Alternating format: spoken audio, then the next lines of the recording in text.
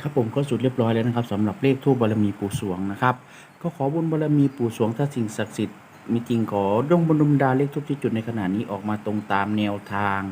หวยลาวพัฒนาในงวดประจำวันพุธนะครับที่14นะครับเมษายนพศ2568นะครับพี่น้องเข้ามารับชมมีโชคมีชัยกับเลขทูปบารมีปู่สวงทุกท่านทุกคนที่เทินสาธุครับผมเลขทูปบารมีปู่สวงก็จุดเรียบร้อยแล้วนะครับสำหรับพี่น้องเห็นเป็นอะไรก็คอมเมนต์มาบอกเพื่อนๆได้นะครับความเห็นอาจแตกต่างกันออกไปเผื่อเพื่อนๆมีโชคด้วยสำหรับแอดมินเห็นก็จะคอมเมนต์ไว้ท้ายคลิปสามารถเข้าไปรับชมติดตามได้นะครับเผื่อความเห็นตรงกันเผื่อมีโชคด้วยกันนะครับสำหรับพี่น้องที่ชอบในทางเลขทูปบารมีปู่สวงก่อนออกไปอย่าลืมกด Subscribe กดไลค์กดตามกดแชร์ทางช่องด้วยนะครับสำหรับวันนี้แอดมินขอตัวลาไปก่อนเจอกันใหม่กันในคลิปหน้าสำหรับวันนี้โชคดีมีใจทุกท่านเช่นเคยครับผมสวัสดีครับ